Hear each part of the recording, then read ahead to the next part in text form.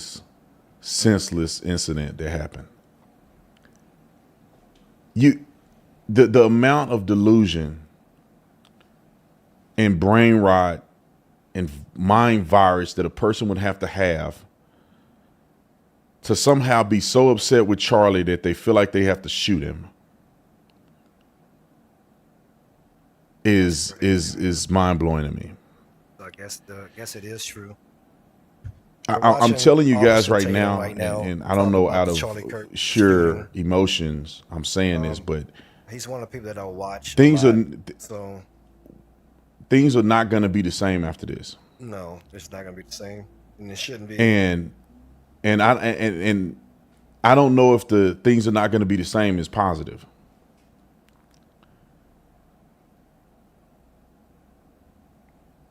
You know,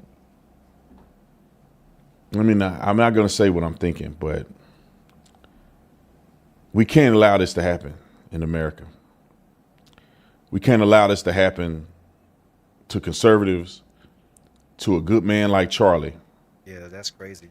That happened to Charlie. That's crazy. Charlie is literally one of the sole reasons that any of us have a platform. Probably why the country is conservative. You know, nobody's doing what Charlie is doing. Nobody had put in the effort when they were 17 years old to build Turning Point, biggest organization, conservative organization in the country, the most effective. I started with Charlie. Candace started with Charlie. There's nobody that's prominent that didn't start from something Charlie created. So, you know, we just got to keep praying for Charlie. I don't know, man. I'm not going to get on here and gaslight y'all. And a lot of y'all, you know, people are texting me and I haven't heard any good news. And I'm just being upfront. I pray to God that he, here to see you know, what other people are saying about protect Charlie and save his life. Because he's a good man and it just don't make sense. I hope he pulled through that. You know, he's not one of those people that deserve that over nothing. I don't think nobody deserve it, especially over nothing, like he said. Over nothing.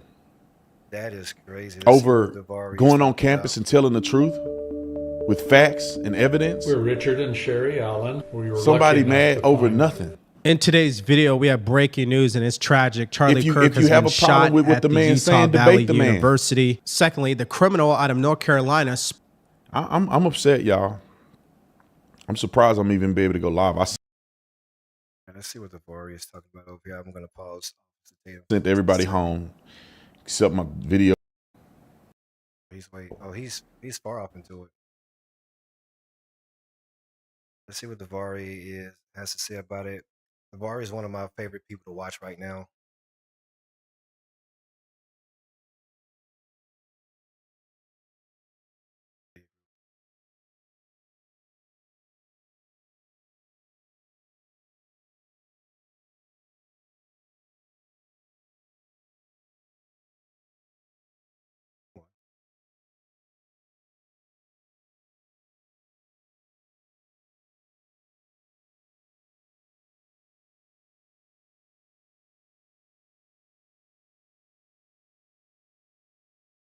Spoke to his sister. In today's video, we have breaking news, and it's tragic. Charlie Kirk has been shot at the Utah Valley University. Secondly, the criminal out of North Carolina spoke to his sister. We have audio tape of him explaining why he did what he did. Finally, there's a new inflation report that shows positive news regarding the economy, and all of these stories will show you what both sides are saying and then give you the bottom line.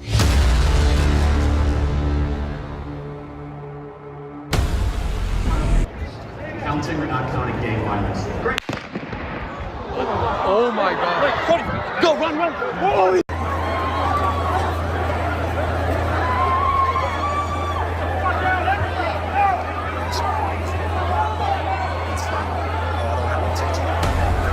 Okay, so what you just saw there was the crowd at Utah Valley University running after Charlie Kirk had been shot. People are saying he was shot in the neck based on the video footage. They have not actually identified the name of the shooter. I do have a clip to show you of a man who was apprehended at the scene. But first things first, please pray for the man. pray for his family. I truly believe he was doing great work, definitely had a huge impact on the younger generation, and that's what we need in this country. And so, I mean, that's all that could really be said as in regards to him, is just continue to pray for him and his family. Now, here's what the FBI did have to say. We're closely monitoring reports of the tragic shooting involving Charlie Kirk at Utah Valley University. Our thoughts are with Charlie, his loved ones, and everyone affected. Agents will be on the scene quickly, and the FBI stands in full support of the ongoing response and investigation. And also, the vice president said this: say a prayer for Charlie Kirk, a genuinely good guy and a young father. Now, here's that clip of the man who was arrested at the scene. This is the guy that shot him?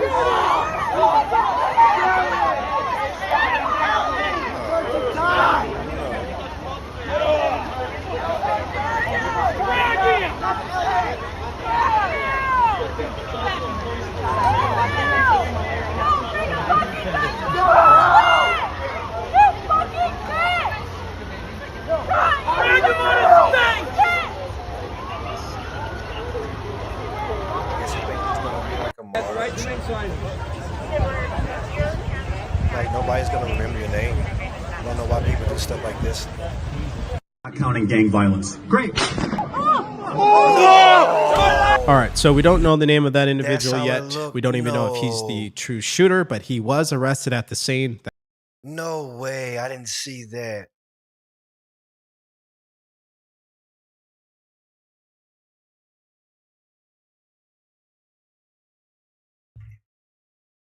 Hold on, let's go back to this. That's wild.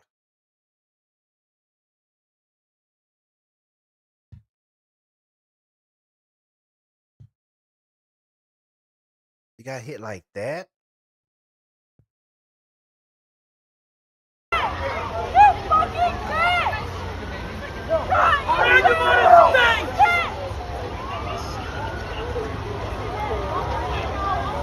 That's right, the main sign.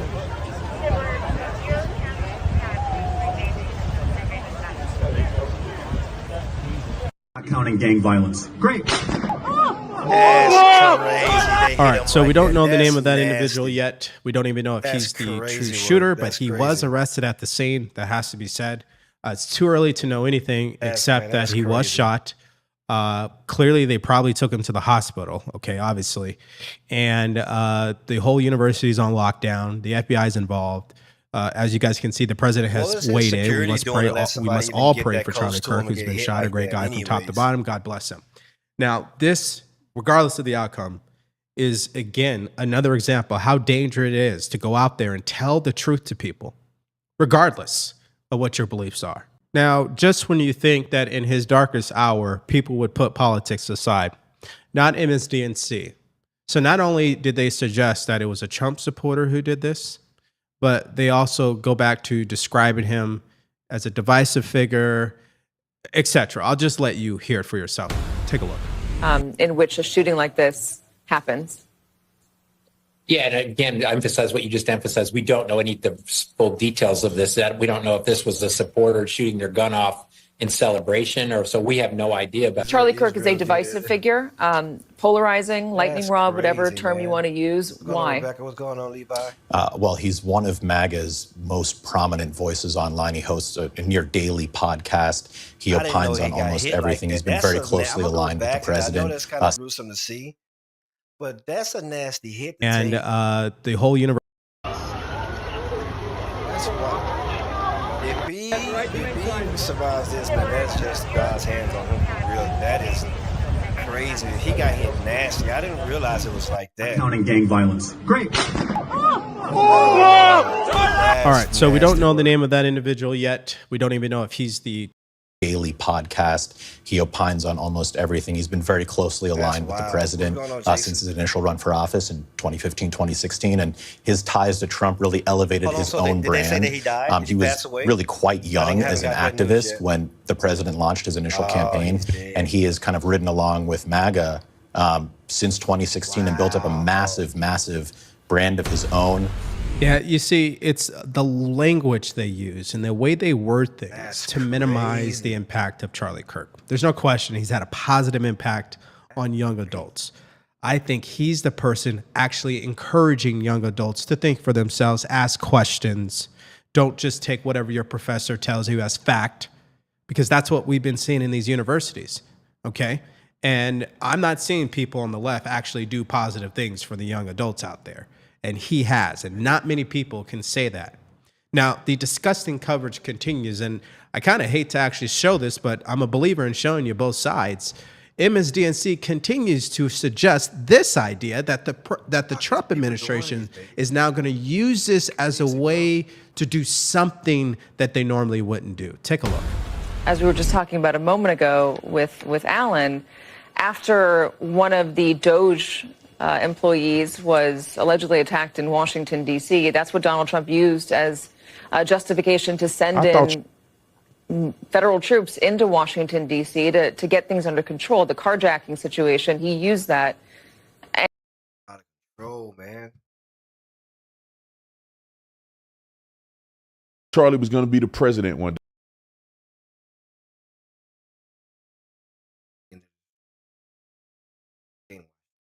That's wild, bro. The president. That's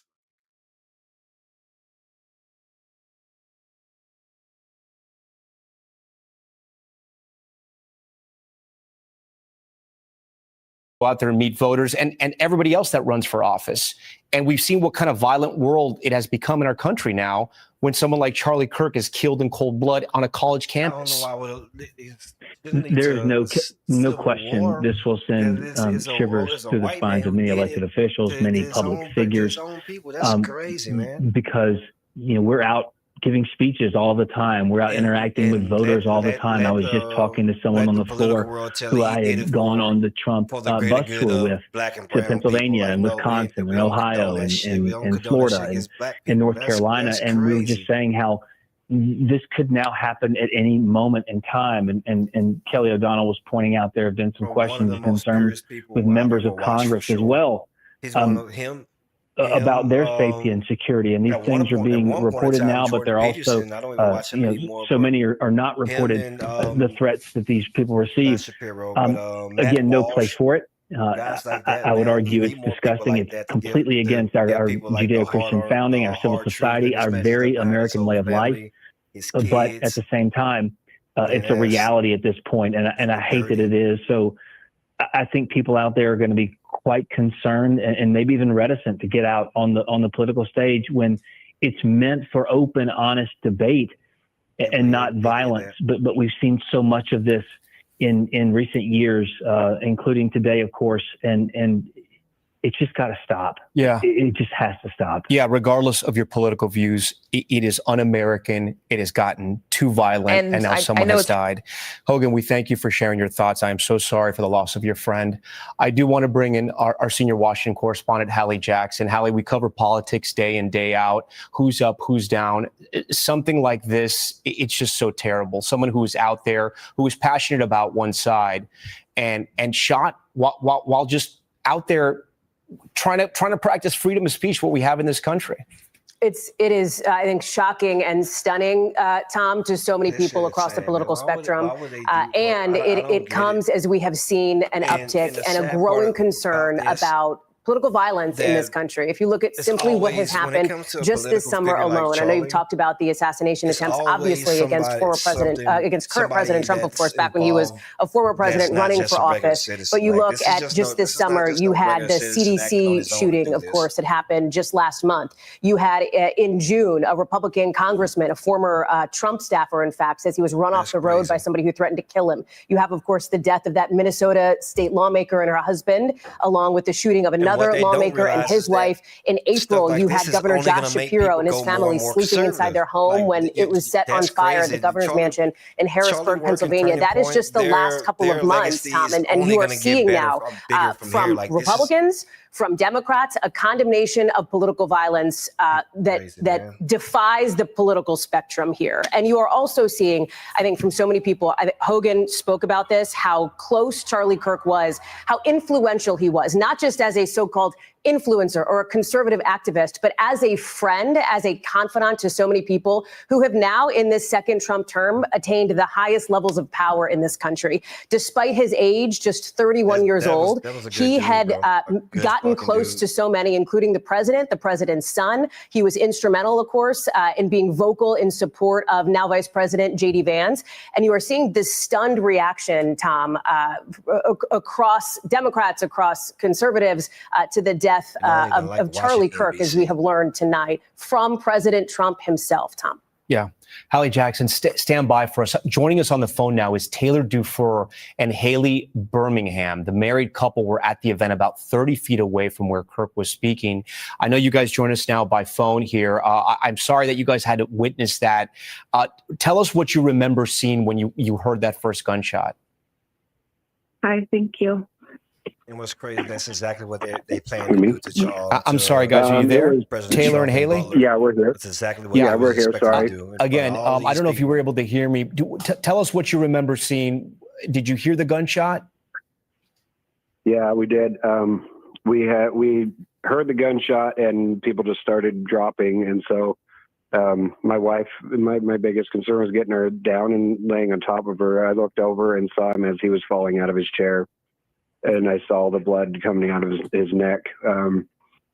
And it was just, people panicking, kind of chaos. But everybody worked together. Everybody kind of came together and was, what can we do to help everybody and get everyone safe? Taylor, I don't know if you heard, but the president announced that Charlie Kirk has passed away. Knowing that you went there to see this event and then kind of witnessing that, how do you get into what are your thoughts tonight? That old like that with all it's just sad. Honestly, and you can get up there, it makes me very angry. I do get very angry about it. That somebody could have this much hate inside them as to want to take somebody out of this world. And it's just sad as well because our world is so divided at the moment, and I feel like people just need to get along. And he was trying to help. He was incredible. Charlie's freaking amazing. Our kids love him. Everyone around here loves him. The crowd that was there, everybody was so happy and fun and having such a good time. And it's the kind of people that he drew. And for it to turn into what it did is just sad. Haley, what do you remember seeing or hearing when you were there with your husband? I just remember the pop and everyone looking around, questioning the same question. And I was questioning if that could have been a real gun. Kind of sounded like a louder version of a pop gun. And then there was like a more military stature looking man in front of us, and he was pushing people down, saying, "Everyone get down, get down. That's a gunshot." How did this man and then the next thing you know is you're just trying to look for your exits, and he's saying to stay down, but do you run? Do you stay down? Do you crawl? You don't know what to do. Yeah, it's terrifying. I'm sorry you guys had to go through that today when you just went to go, hear somebody speak. When the gunshot rang out, they're saying it was from 200 yards away, which is pretty far away in a different building. For people that aren't familiar from where this happened, the place where they're saying the shot came from, is that somebody where they could have sort of been hidden, maybe incognito or just sort of covered and then gotten a shot off? Because I asked you this because they're still looking for the suspect. Initially, they thought they had a suspect, but now they're still looking for a suspect. So there's like a causeway, like a walkway from building to building, and there was a lot of people up top. And that would be where somebody probably could have been. It sounded in that area.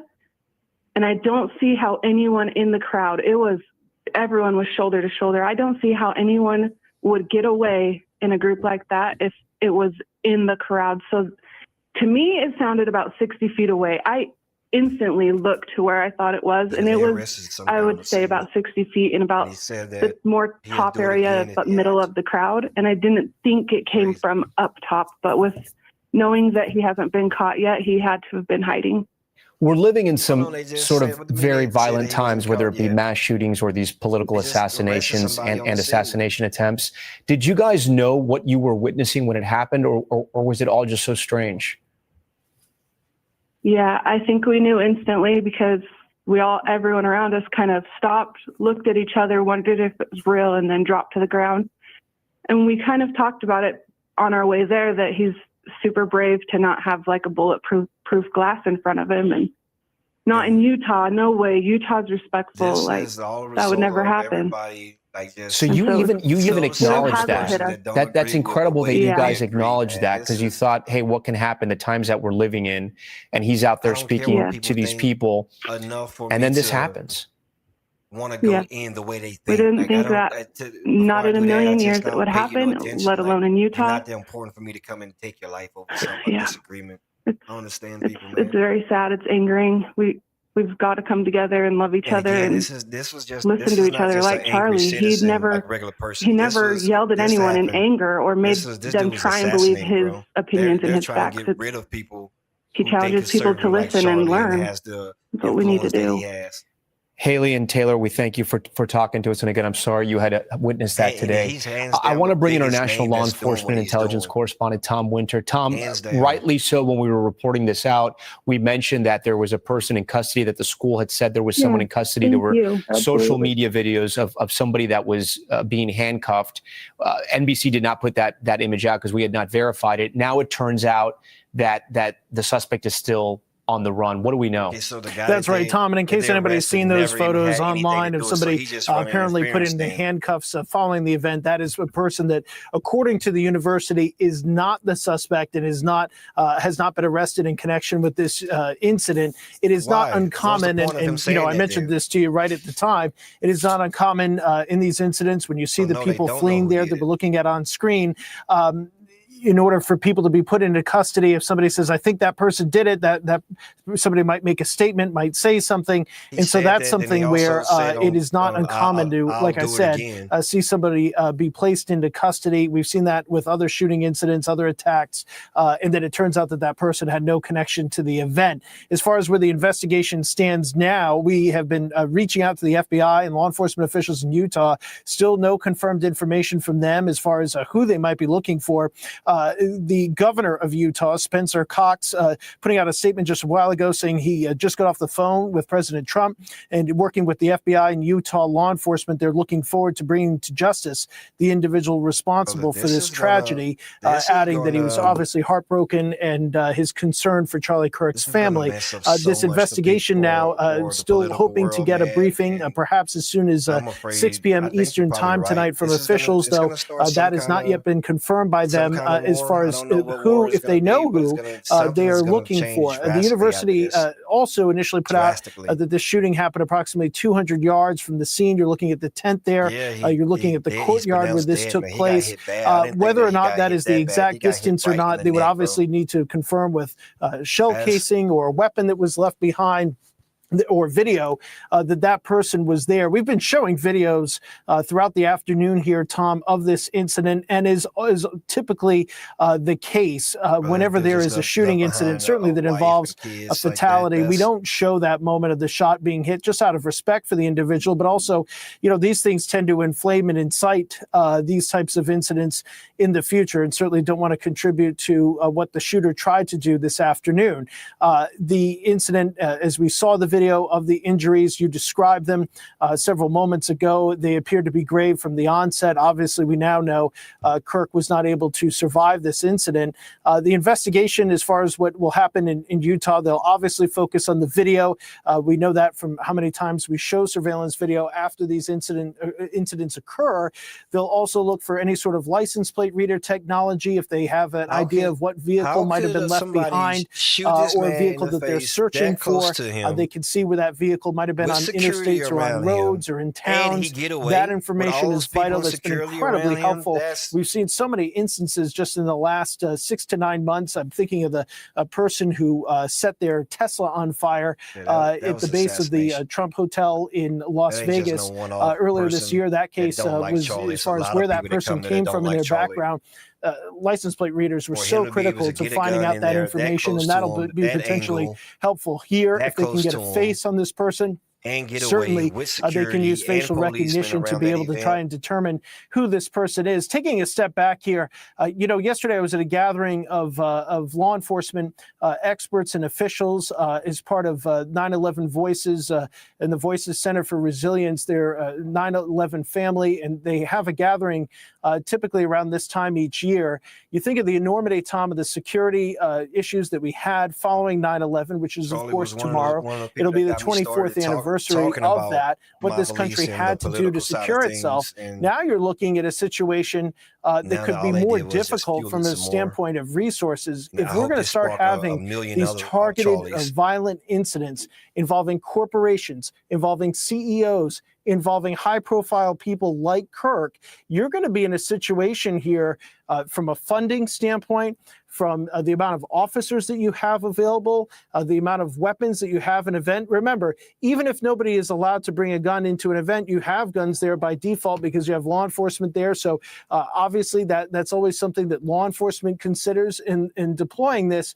Tomorrow, as I mentioned, 9/11, we have the vice president in New York City for the ceremony at Ground Zero. There's other travel throughout the day, including involving President Trump. And we have the United Nations General Assembly coming up in just a couple of weeks' time here in New York City. Already everybody on edge as far as protecting these political figures. And now, as we've seen this expand to other individuals in the political space, but also in the commercial space, this is a real challenge here going forward. And I don't think people really understand, perhaps just yet, the frequency and tempo that has been alarmingly increasing here over the last 9 months. And is a situation, Tom, that I could tell you because I've been talking to them since shortly after this incident happened. Everybody in law enforcement who focuses on these types of things has been immediately paying attention to this incident because of what we've seen. And I think everybody is very concerned at this hour. All right, Tom Winter, we thank you for that. If we still have Jim Kavanaugh here, Jim, I do want to ask you a question about this manhunt. It has been a couple of hours now. There's no suspect in custody just yet, but it is still early. That the gunman was able to get away in sort of the pandemonium after the assassination. How hard is it now for investigators? Well, it's tough, Thomas. A sniper attack, an assassin with a rifle uses that rifle. There's two reasons. One is he can't get close enough to his target. Like, for example, someone protected by the Secret Service or the Diplomatic Security Service. He can't get close enough. I'm really concerned. The second is he really wants to escape. So when you are familiar with assassins and snipers, this is how they think. Even some of the people like Myron. This I'm not shot, a big fan I watched of Myron, that video of Mr. Kirk being wounded over and over again. That disgruntled that he's wounded in the left front of his neck. And do something like this. It looks like maybe a hunting rifle, a 30-06, a 308 rifle. It's a large wound, immediately a large loss of blood. And he's in a bowl. I mean, his tent for his speaking arrangement is in a bowl. There's grass steps. You can see the people on your shot there as it elevates up. And if the assassin is in a position on the building, even one floor above that grassy section, he has a shot right down into the bowl. And when you're on an elevated shot with a rifle, and it's probably a scope, that's really not that difficult a shot. You don't have to be any kind of a trained sniper. And the person can get in and egress. There's no robust security here. Get into the site and maybe shoot from a window or a roof or a hidden nook and break the rifle in half, put it in a duffel bag, and escape. So what I'd be looking for here, Tom, is a rifle recovered? Because there may be no rifle recovered. Is there a cartridge recovered? There may be no cartridge recovered. If he fires from a bolt-action rifle, the cartridge does not even eject. So once he folds the rifle down, he can escape. So the fact that they don't have someone in custody now makes me believe that the sniper planned his egress. And if you think about snipers past in the history, and I've worked on a number of sniper cases, but look at Lee Harvey Oswald. He planned his escape. He got out of the building, just luckily, and because he was confronted in the building by a motor cop at gunpoint, but he got out of it with the superintendent, and he made his way to his neighborhood where he killed a Dallas policeman, J.D. Tippit. James Earl Ray fired from a bathroom of a boarding house across the street from the Lorraine Motel when he killed Dr. King with a rifle as well. And he escaped. So snipers want to escape. They want to get away. And with no robust security there, he could have got into a bathroom window, top of a roof, and like I say, a nook, and he had a shot on Mr. Kirk. That shot, when you look at the overall scene, Tom, from an aerial shot, if you look to the left of the tent, you will see there's a lot of portions of the elevated building there, which is not a long shot. You know, we're talking 200 yards, could be 150 yards, could be 220 yards. But with a deer rifle setup, a scope, is one shot. That was his purpose, and he made his escape. So if there's no rifle and no cartridge, you're relying on the video of the campus, you know, anything that might have been nearby, any witnesses. That's what's going to be critical today. And local law enforcement and now the FBI, we know, are going to be on scene trying to hunt down this gunman. I do want to bring in Meet the Press moderator, Kristen Welker. Kristen, I understand you just spoke to the White House about what had happened to Charlie Kirk, about this assassination, this horrific event that has happened on the campus of an American university. So, Kristen, what is the White House saying? Because Charlie Kirk had such a close relationship with both President Trump, the vice president, and the Trump children. Well, you're absolutely right, Tom. And that's basically what this White House official said. Everyone there is in a state of shock with Charlie Kirk, and they just cannot believe that this has actually happened, that his life has been taken. He is a young father. As you were discussing with Hogan Gidley, they were all so impressed and energized by him. And so they are just in a state of shock. And now at the White House, and of course, the reaction is bipartisan, Tom. Let me read you some of what we're hearing from Gabby Giffords, of course, a victim of political violence herself, writing, "The murder of Charlie Kirk breaks my heart. My deepest sympathies are with his wife, 2 young children, and friends.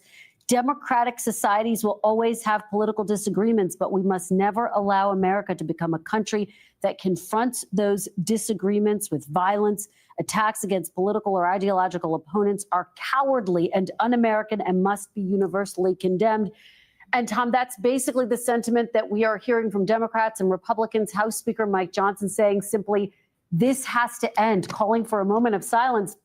The question, though, and you were discussing this with Kelly O'Donnell earlier, is what happens now? What can lawmakers do? What can we all do as a society to prevent these acts of political violence? Because they are increasing. The fact that you had these assassination attempts against President Trump when he was running for office, the fact that you have these assassinations of lawmakers in Minnesota has just rocked the political world.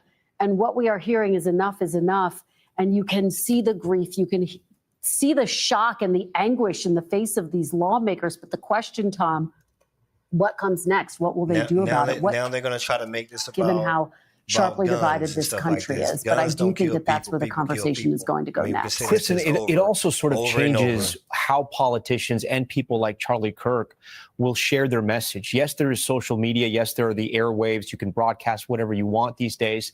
But part of politics is being able to press the flesh, being able to see into someone's eyes, being able to hear them up close. That's what campaigns are really all about. It's one of the strengths many people will say that President Trump had, right? In all 3 of his campaigns, he was out there campaigning a lot. And one of Charlie Kirk's strengths to his supporters was that he would go out there, he would debate anyone, but he would take the message across college campuses all over America. And the thing I keep coming back to is that if somebody like Charlie Kirk, who again had a huge platform, but never ran for office, he wasn't elected, if he could become the target of some sick, deranged individual, they knew right? What does that say about Charlie everybody else out there that is working in politics right now, that is trying to do something, that is trying to make a change? And how will this change the way people campaign or speak in public? Well, Tom, it could have a real chilling effect. And I think you bring up a critical point, which is that as you were speaking with the couple earlier there, who were at the rally, who witnessed this horrific incident, he did not have a bulletproof glass in front of him. Will that change? Remember, that did change for President Trump when he was campaigning in this last cycle after the assassination attempts against him. So security will undoubtedly be in focus. But you're right, this is a hallmark of our democracy, the ability to debate, to have these robust discussions. And Charlie Kirk liked to be in the center of it. That's why he was someone who was respected by Democrats and Republicans. Tom, you had Governor Gavin Newsom appear on his podcast. And so the question becomes, how can these political events move forward in a more secure, safer way? And there you see the flag lowered at half-staff at the White House, a really somber day in Washington and Utah and all across the country, Tom. Yeah, the president ordering that right there. You can see the flag at half-staff. We also have a new statement from Turning Point USA. I want to put it up on the screen for our viewers here. It reads, "It is with a heavy heart that we confirm that Charles James Kirk has been murdered by a gunshot that took place during Turning Point USA's The American Comeback Tour campus event at Utah Valley University on September 10th, 2025. May he be received into the merciful arms of our loving Savior who suffered and died for Charlie. We ask that everyone keep his family and loved ones in your prayers. We ask that you please respect their privacy and dignity in this time." A very powerful statement there from Turning Point USA. Tom Winter, I understand, has some new reporting, our national law enforcement and intelligence correspondent. We've been talking about what we know and what we don't know. Initially, there was a suspect in custody. Then the school came back and said, no, we don't have a suspect in custody, but we think the shot came from 200 yards away, which is a good distance. There were thousands of people in the crowd, and they identified the building in the back where they think the shot came from. What else do we know, Tom? It is a good distance, Tom, but as our colleague Jim Kavanaugh pointed out, I think very accurately so, for somebody who has even just a basic understanding of a semi-automatic rifle, this would not have been a particularly difficult shot to make, and it underscores obviously the tragedy of it. Obviously, Kirk didn't see it coming. He did appear to have some security near him on stage, but this would have required what appears to be kind of more of a response that we would see at a Secret Service event, where you would have locked down the entire area, had high-angle snipers, and would have had to put up a perimeter which would have prohibited weapons from inside of it in order to be able to handle this. They said that the shots may have come from the Low C Center. That might in fact be true. There was a tent up which would have made it difficult to see Kirk. So without knowing that angle specifically, that might raise questions as far as if that's actually where the shot came from. But assuming the initial information is true, as I mentioned, it would not have been a difficult shot for whoever did this. Clearly did it in a way not to be initially detected, as Jim alluded to, and is now somebody who, as of last reports, appears to be on the run. As you can imagine, I keep glancing down because our phones are constantly buzzing here as we're tracking down various pieces of information and trying to corroborate information. But our latest reporting is that there is not an individual in custody, that law enforcement is still looking for somebody. This is going to be Utah law enforcement investigations first. Certainly could have a federal nexus. The FBI, according to its director, Kash Patel, is on scene, Tom. Yeah, Tom, before you go, it was a good point. If we bring that map back up, the point you make about where this gunman may or may not have been, because if they were up on that roof, they would have been at an elevated point. Remember, the amphitheater was sunk down and they had that tent. So, of course, they're going to be investigating this center as well, looking exactly where the gunman was posted and how they got away. And you got to think this area likely might not have been canvassed because Charlie was not an elected official. He was somebody who was coming there to talk. All right, Tom, thank you for that. This concludes this NBC News special report. We're going to come back on the air again when officials in Utah hold a news conference. We'll have more ahead tonight, of course, on Nightly News. I'm Tom Llamas. We thank you for watching.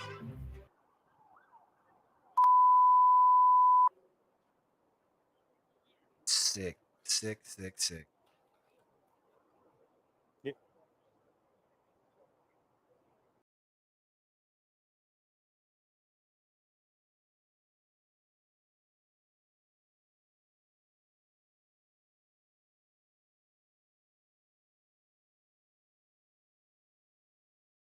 A spokesperson saying Kirk was, quote, murdered by a gunshot at Utah Valley University. We ask that everyone keep his family and loved ones in your prayers, and we ask that you please respect their privacy and dignity in this time. We're also seeing statements come out, one from the Utah Commissioner of Higher Education. Of course, this happened on a college campus. So just, again, re-emphasizing that there's no place for violence on college campus and condemning that. We also saw a statement from the Utah Chiefs of Police talking about this outdoor event that his death was confirmed and that they are united against violence in all forms. Free speech and respectful political discourse are vital to ensure the health and vitality of our democracy. And I'm sure we will see many of these kinds of statements come out today as people process and take inventory of all that's happened today. And Daniel Woodruff, he's been kind of getting a sense of that as he's been talking to people there at UVU campus. And I know your focus right now, Daniel, is the heavy police presence there. You were kind of painting a picture of what you were seeing as far as police and tactical gear. Yeah, we've seen police. In fact, a little bit earlier on our air live, you saw some officers escorting a group of women out of the building that's just to the south of where the shooting took place. The shooting happened right behind me here on the west side of the campus. And I went over and I talked to the women. They didn't want to speak on camera, but they told me that they had been sheltering in place for several hours. UVU had put out a phone number for people here on campus to call if they needed a police escort. And so police went and escorted them to their cars. This campus evacuation literally is still going on then, because the shooting, according to UVU, happened about 12:10. We're now about 3:30, and so people are still leaving campus, individuals who had been sheltering in place for the last couple of hours. As I spoke to the women, I asked them if they wanted to say anything. They didn't want to, again, speak on camera, but they just said it's incredibly sad. They wanted to get to their families and talk about that they are okay and they are safe, but they said their office overlooks the plaza where Charlie Kirk was shot, and as we now know, he died from those injuries. And they said it was a loud gunshot. They heard it very clearly, and the mayhem that ensued as people ran off of the campus after UVU told everyone to leave, and of course after people heard the shots. So we're continuing to look over from the west here to the area where the shooting happened. A lot of people's personal belongings are still there, and we see police officers right now walking around that area. I see at least one uniformed officer. I see another plain clothes. I don't know what agency they're from, but this is in pretty plain view of the west side of campus, and his speech today, his event, where he took questions and answered them from the audience, was in plain sight. It was an outdoor event. We've actually heard from some students today who spoke with us earlier who said they were very critical of the fact that there was basically no security here, that anyone could walk in, anyone with a backpack, you didn't know what was inside. They wondered why there were no security checks of any kind prior to Charlie Kirk's event getting underway and for the shooting to happen. The somber mood here on campus is notable. I know we have a lot of police presence, but we've seen people here not leave campus. I know UVU's been asking people to leave. There was a group over by the trees there a little bit ago. They've since left. And one of our photojournalists approached them after we learned that Charlie Kirk had passed away, and they were crying. They didn't want to speak with us about it, but this is a very somber mood here on campus as the gravity of what's happened is sinking in. That Charlie Kirk was shot in open air here on a public university, a state university campus, and ultimately died from his injuries. And we've talked with people today who were excited to hear from him, and they were here early. They got good seats. They were up front, and they saw him get shot, they tell me, in the neck, and just the mayhem and chaos that ensued after that. So as we are here on the west part of campus, other than that, it is fairly quiet. We see occasional law enforcement presence walking through. Again, we see occasional law enforcement presence in the area where the shooting actually happened, and a lot of law enforcement over to our south, where we've already had reports from Dan Rascone and Mike Hedrick. But that's kind of the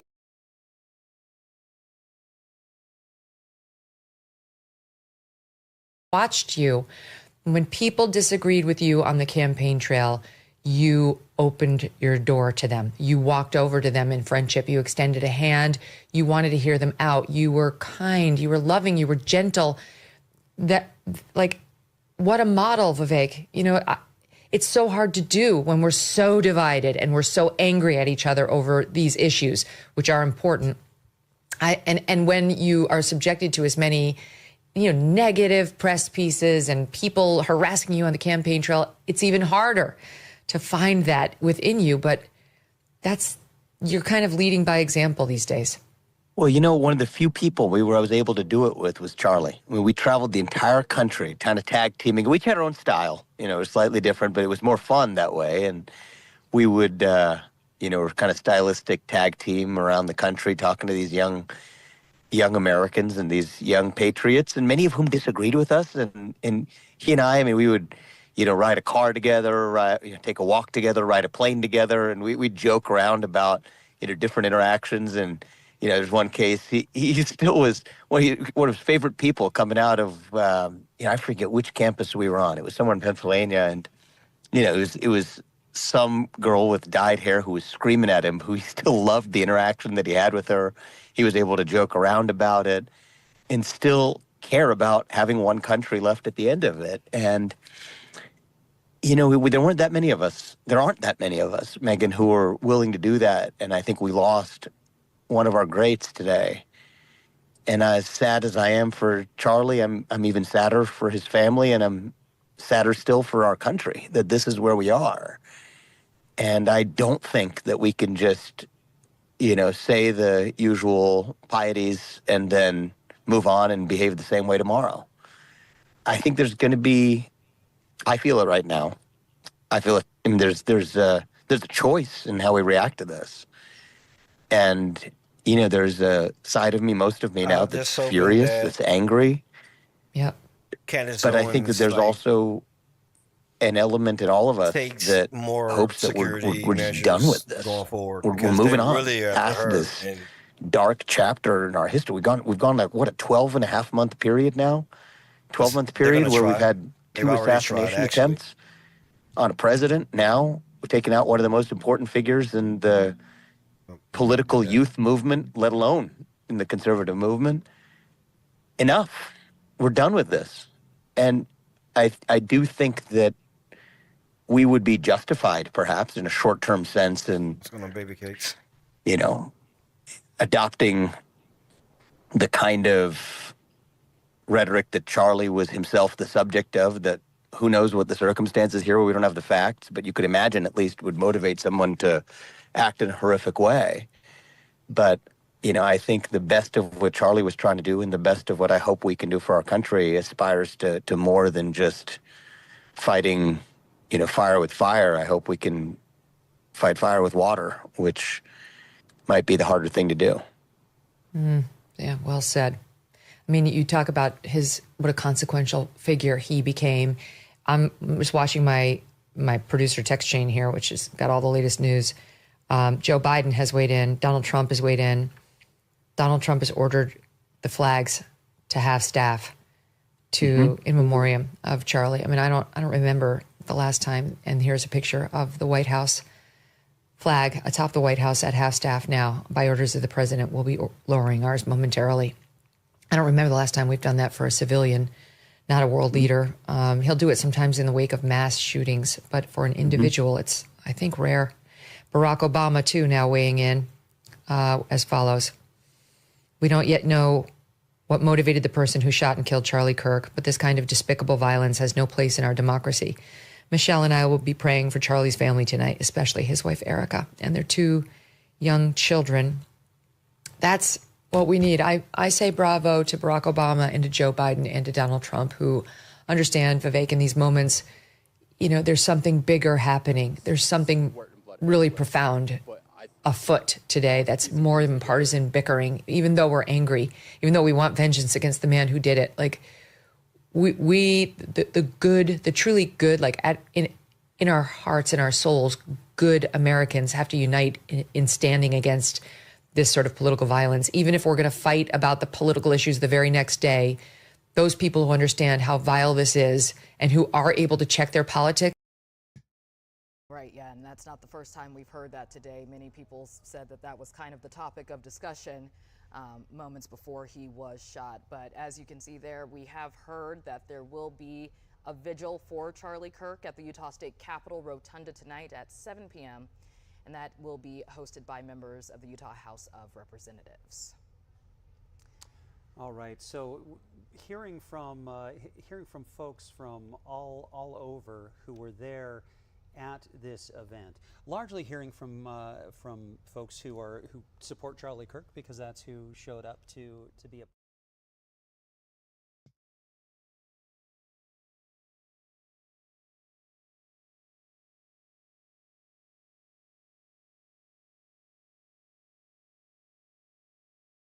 and hold hands in solidarity against this must do it. And that's why I accept those hands of friendship. That's who we are. Stand with them. Who we are.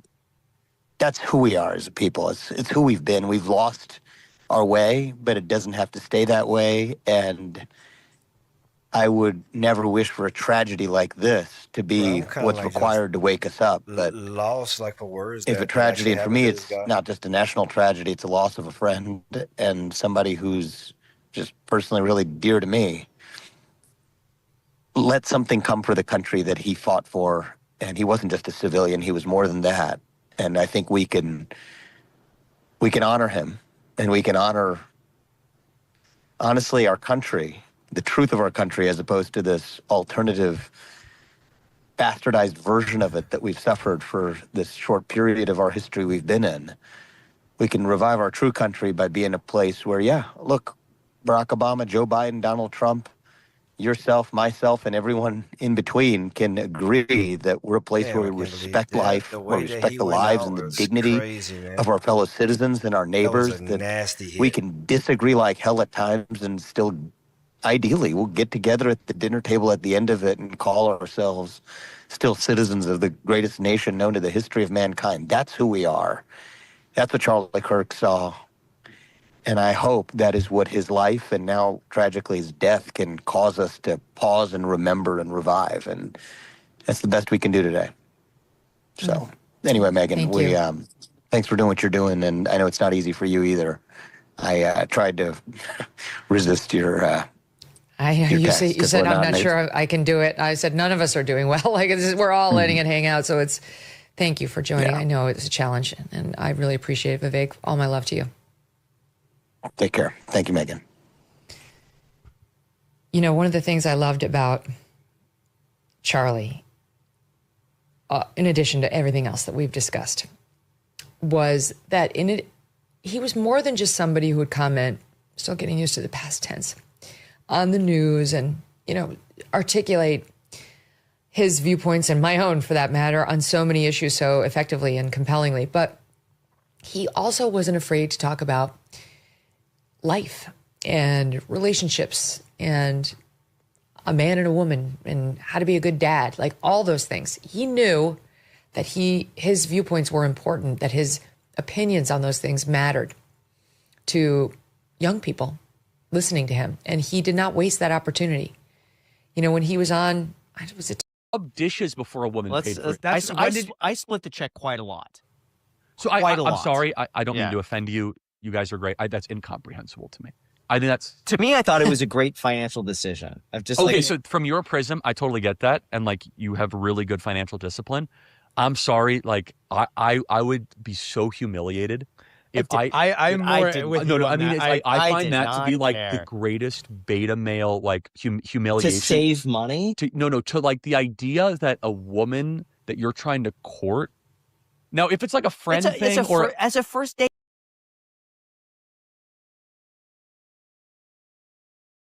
Melania, and my sympathies go out to his beautiful wife, Erica, family, Charlie. We love you. So obviously an unfortunate finality to this as the shooting transpiring at Utah Valley University. I just want to put up just some of these scenes one more time of the suspect still very much at large, that according to the university right now. But President Trump saying on social media that Charlie Kirk, the conservative commentator, is dead. An unfortunate moment here in time as we were talking about the political violence that continues to be heightened.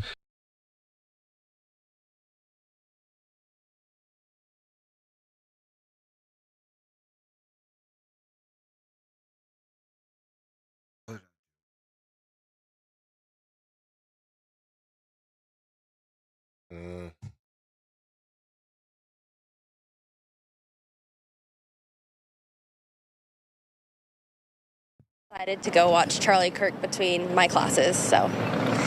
My name's Paris. I just wanted to come and watch what I thought would be a civil conversation, and it turned completely different. What did you see? I looked down when it happened, but... So basically, I I heard a loud bang, which I figured a shot would be a little bit louder, but I just saw it hit him in the chest, and then all of a sudden just tons of blood gushing right out where his heart is, and then he like fell over and slumped down, and everybody got down and was screaming, and then we all ran. Can you describe just, did he appear to be moving afterward or what? Not at all. I personally believe he was dead on impact. Oh my goodness. What happened after that? What did you see? Everyone got down. Everyone was so scared. And I just grabbed her, and my boss was with us, which is her mom. She was like, run. And we finally got up and followed the crowd, and I just kept holding her. I don't even have my shoes on. I left my keys, and everyone's just like scared. Like it's traumatizing. Like, you know, it scares. Like, I don't even want to go to school tomorrow, you know. Yeah. So I agree with that statement. Yeah, I'm scared to go to school, but... You heard the one shot. Were there multiple shots or... Just one shot straight into Charlie Kirk, and that was it. And I think they got him. And did you see the person who fired the shot or anything like that? No, I just knew that it came to the right of me and went just directly into his heart. So. I got a picture of him. Did you... What did you see as far as... I mean... Was the crowd, how was the crowd reacting to him? I mean, he is somewhat known for being provocative, but what was going on beforehand? What was he talking about? So the first student got up and they were talking about religion, Mormonism, and Christianity, and the second student to get up was talking about transgenderism and how gun violence has been very frequent with that community, and that is when it happened. Pretty ironic. Yeah, right after, during... Right on that topic. Yeah, it's when he got shot in the heart. Yeah. What did you all see? You're joining us. What did you see? Well, I was about to enter the building. I heard what I thought was a gunshot, and I hurried and took cover. And then I saw the students running out, and I saw her. She was panicking. I thought she was having a panic attack. So then I grabbed her, and we ran through the tunnel, and then just brought her to my car over here to get her to calm down. So, yeah. You? I was watching from pretty close up, and I heard a pop, and I thought, no, that nobody's shooting firecrackers, right? This is the middle of the day.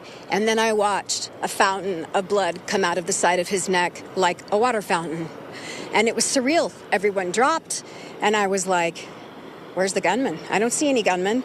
And then I dropped, because I'm just a very logical thinker like that.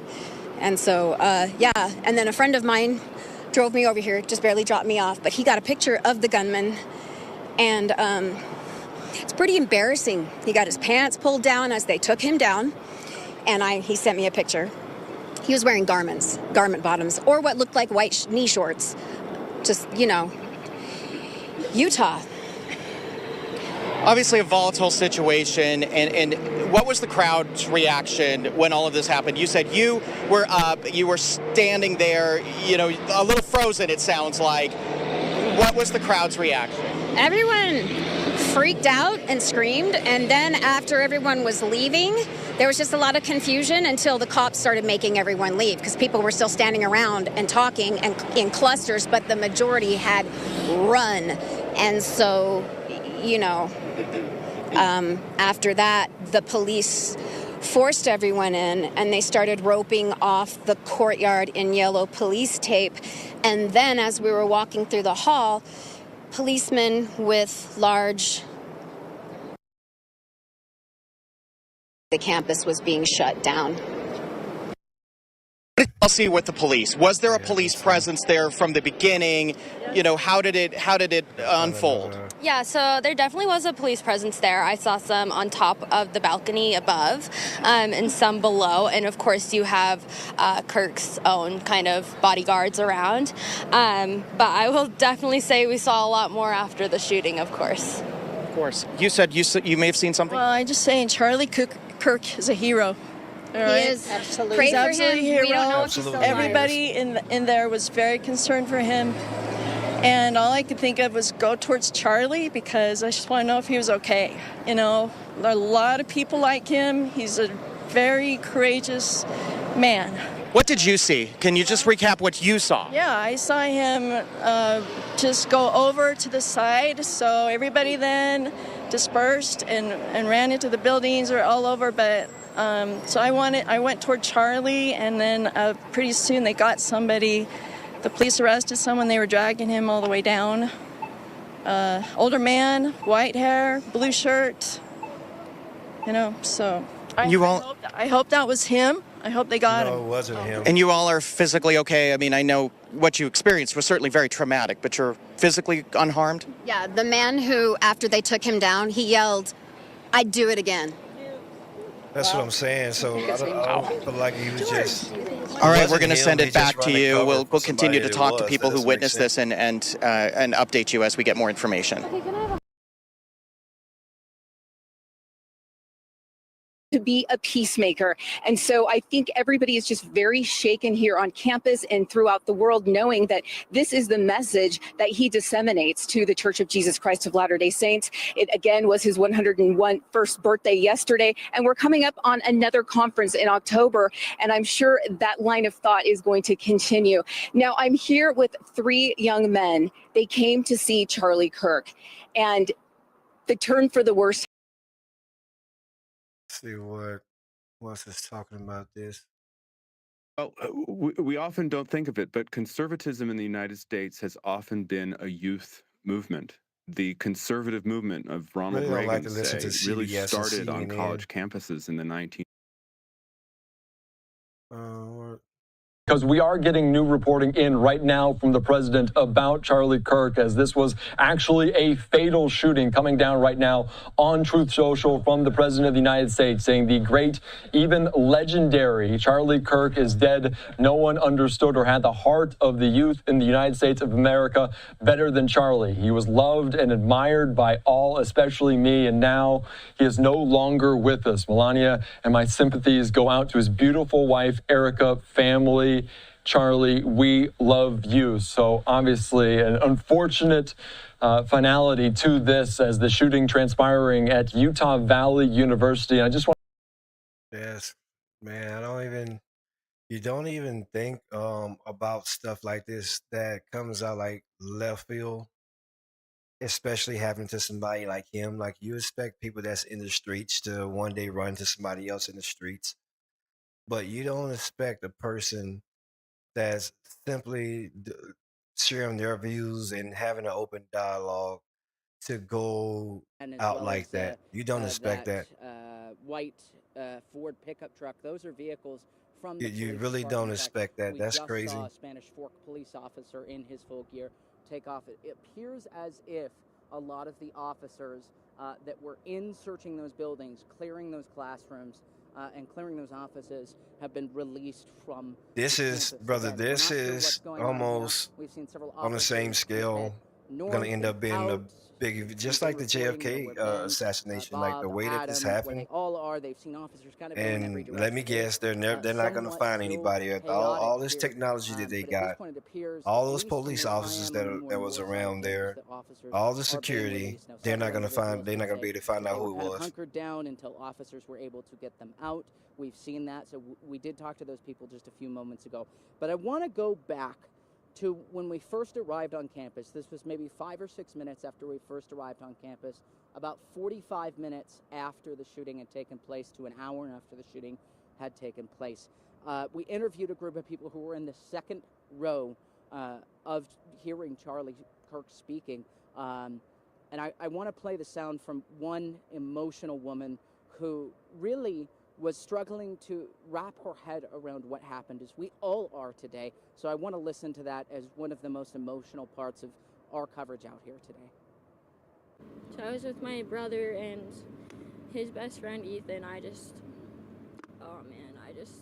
thought it was gonna be like a fun event, and you know, you see Charlie Kirk all over social media, and man, just you hear the pop, and then you just see like hit his chest, and then just blood squirted out of him all over the table, and then he just fell over, and I just So she's the second person that said it hit his chest, so maybe that angle just made it look like it was his neck. At first, 'cause that just wasn't my reaction, and then my brother pulled me down, and he put his body on top of me, and then Ethan came and put his body on top of me, and everything just happened so fast, and everyone was running and screaming, saying get down, and I just it just didn't feel real in the moment, especially like the blood. I'm still really shaken up. I mean, it happened like 40 minutes ago. Yeah, those are emotional words. I think there are so many students on the campus of Utah Valley University that are feeling that way today, that were in attendance, that saw what happened. And a lot of them were there to either hear somebody who agreed with them, disagreed with them, for that civic discourse that has now turned into incredible tragedy. Several of the individuals we've spoken to, it's hard. They're feeling like it's hard to wrap their mind around what happened. We're hearing stories of people running in every direction. Unfortunately, we're also hearing about students who got trampled in the exit of this event. Several people, showed us all their scrapes on their knees and that their backs Like were what got to be going through your mind either pushed to out say of the that way and I'm gonna go out they of my fell way to to the find ground. it? But But you we're also see, in feeling a the impact situation of like that that, woman that you just heard you're from not just earlier, walking that told around us a with story of how an assault rifle or a the two people that she sniper was with actually trying to covered find her, a perfect instinctually position went to cover her. to Her take brother that shot. kind of made a You human have to shield already over been her, there and the other saying, okay, man this is that she gonna was be the with spot I'm gonna be at. stayed But not only that, behind you her, gotta so have was looking around to knowledge make of sure where that she was Charlie is okay. gonna be. So Because I stories don't as well of imagine a people person looking out just for each walking other around, in the worst possibly of holding a moments. case There's or a still a lot of backpack with questions a unanswered. Hopefully we disassembled get some answers here um, in just a moment sniper as we listen to and police here. run all Hopefully these we get some people, all answers this as way to of just being what happened. recognized, and then Yeah, Max, Robin, pulling this that is off like a right there. Like, devastating no, day at Utah Valley. Students something don't seem feeling right the about pain that one. of what happened here. That's right, they are. Thank you, Spencer. And I do want to Something share don't the seem right. latest tweet or comment on X from Governor Cox. He says, I have ordered the flags of the United States of America and the great state of Utah to be flown at half staff. So earlier we heard from our Scripps reporter, Haley Bull, about how President Trump had ordered them to fly at half staff. Now, Governor Cox doing the same thing here until Sunday. I hope his September movement 14th. gets like 10 times bigger And now. I believe we're going to go to Maithili Gooby briefly. Maithili, we may have to break away from you if that press conference begins while we're talking, although a press conference starting right on time is an unusual event. So let's go to you. You're there at the hospital. Which hospital? Max, I'm at Timpanogos Regional Hospital in Orem. Now, we don't know if this is where Charlie Kirk was brought to by first responders after that shooting at UV earlier today, but we're just here in case there is activity here, which there is. We've seen a lot of police cars going in and out. There's Utah Highway Patrol, Provo Police, Orem Police, other departments across Utah County here, and even this crime scene tape that you're kind of seeing right now all went up in the last few minutes. So we don't know what could be happening in this area. We are seeing a lot more police activity that is ramping up. You're hearing sirens every few minutes. So there is some sort of presence here, but we're not sure exactly what is happening. I do want to tell you about people that have been coming by though. So you'll see people kind of walking around now with these American flags. We saw some people at the intersection that were just standing there holding signs.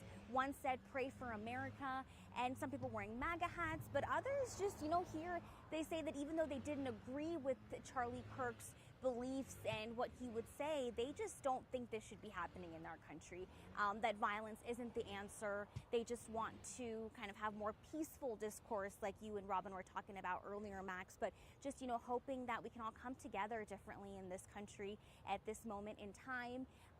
People that have been honking as they go by, cars with flags on them too. So a lot of community gathering here. People that I was talking to said that violence they just heard that this happened. They wanted to come out. They don't know if he's in fact at this hospital, but they're just here in case he is, or just to, show their support for more peace around all of us right now. So again, we don't know if this Timpanogos Regional Hospital is where first responders brought Charlie Kirk. We don't know any of those locations or those details right now, but we are here in case we do learn any more information. There's crime scene tape going up Police have been just increasing their presence around here. A lot of Utah County, different agency cars and personnel out here controlling traffic, letting people know to get out of the roadways, that type of thing, and people just gathering, wanting to, express their support to Charlie's family, and just more peaceful discourse and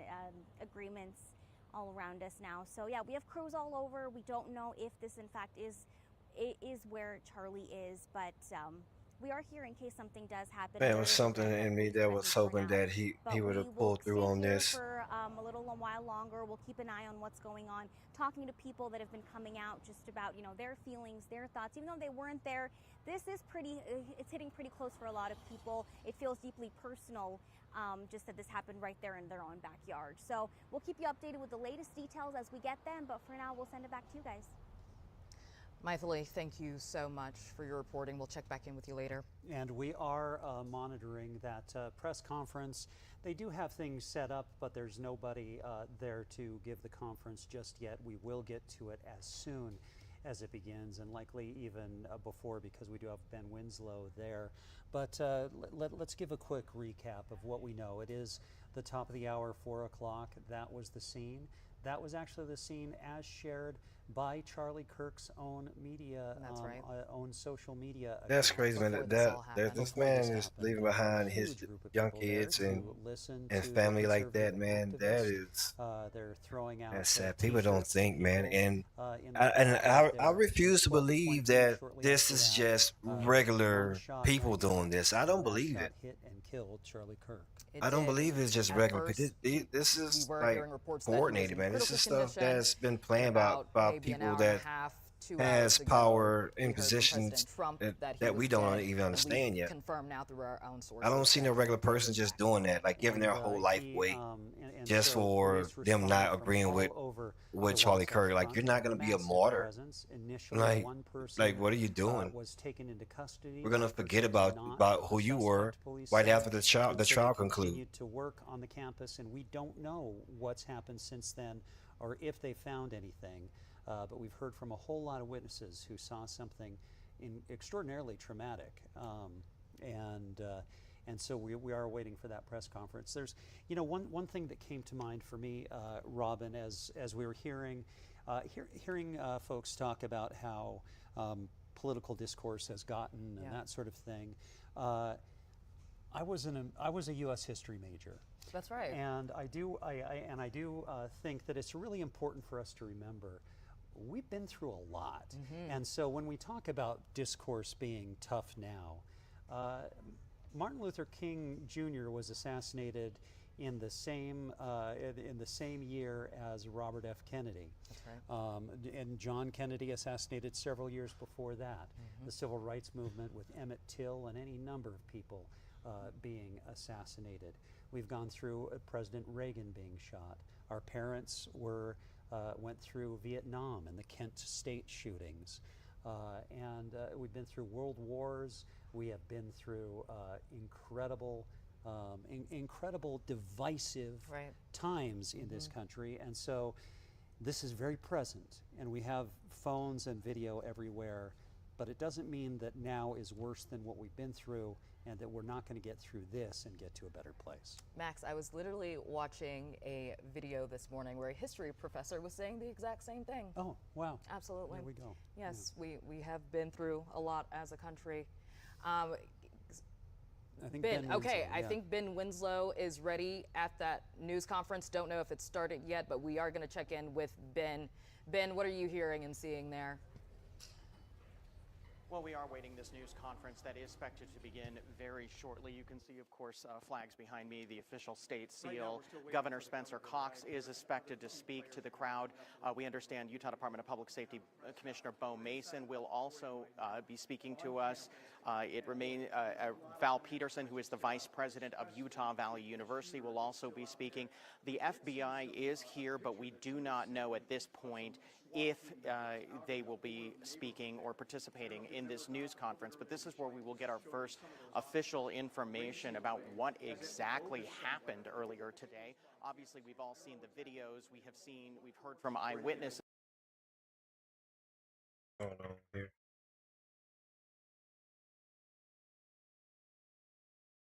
And exactly. Looking around the room, I'm certainly seeing a lot of political staffers in the room, but what we are waiting for right now is the governor, the Department of Public Safety Commissioner, Utah Valley University representatives, and others. But we are waiting this news conference. It will happen, we are told, still very shortly, but again, we're waiting to see them actually walk into the room and begin this news conference. And Ben, the last thing, we haven't gotten word officially about things for quite some time in terms of a suspect, in terms of the police presence, in terms of the school lockdown. It's relatively easy. We have to going into this news conference. That's right. We still haven't gotten any word. We do know that, of course, the campus is under lockdown. It has been for most of the day, and it will be closed again tomorrow, we're told. But we're still waiting to see what exactly is the plan here, or what has transpired. Certainly would have been a visible deterrent. It would have let people know that security was present. Now, we know that Kirk has his own security team, but this is not going to be a massive amount of people, resources, snipers on the roofs, for example, like we did have a sniper team. Unfortunately, it was too late. A year ago in Butler, Sure. The shooter fired off a shot. A man was killed, 2 others injured. But within seconds, that shooter was taken down by snipers. In this case, it appears that the shooter was able to flee. And we still don't know if that person has been apprehended. Is there anything to read into this, that it was reportedly one single shot in at a distance that was the bullet that killed Charlie Kirk? That appears to be a targeted attack, premeditation targeted attack. But I hesitate to read into any motive at this time. We just don't know. Without the identity of the suspect, without information gleaned from an interview, a sweep of that person's social media, interviews with coworkers, associates, other people that know the suspect, we can't say for sure. Now, we do know that this event was publicized, put out on social media, online. And garnered some backlash, too. That's right. So it was a controversial event. What Kirk has been doing, going to campuses across the country, is inviting people to come up and debate him. He enjoyed that kind of debate. And some of the things that he would say were very controversial. Now, he saw himself as sort of the voice of reason in the conservative party. He says he tried to dispel conspiracy theories, but the things that he was saying was also very controversial and would stir up a lot of response. He enjoyed being a provocateur on the platform X, for example. He didn't that's why I hate mind listening to these people. attracting a lot of he's not being a provocateur dissent, just by telling and he your beliefs and invited your that truth. kind Like, of why do you- debate. I hate these He people when also they talk like talked that. about the Second Amendment, and he talked about sort of the give and take. We have the Second Amendment, and in his words, we have to sort of accept that people are going to be shot and killed. It's this cruel irony in this tragic situation where he himself was the victim of apparently a targeted attack. A tragic situation indeed. Anna Schechter, thank you very much for joining us with your insight. Under Biden, our young people own nothing and they are miserable.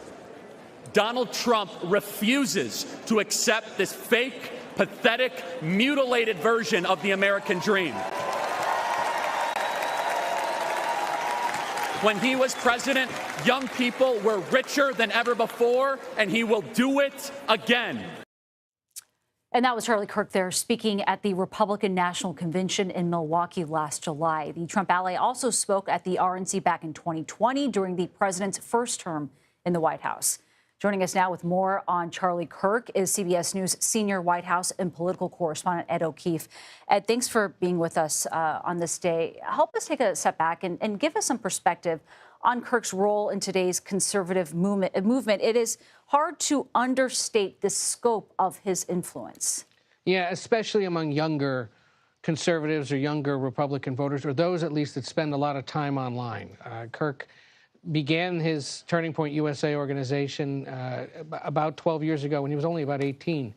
And inspired by the Tea Party movement, built it from there. It now includes Turning Point USA, which is a more of a political arm, and then even Turning Point Faith, which is designed to organize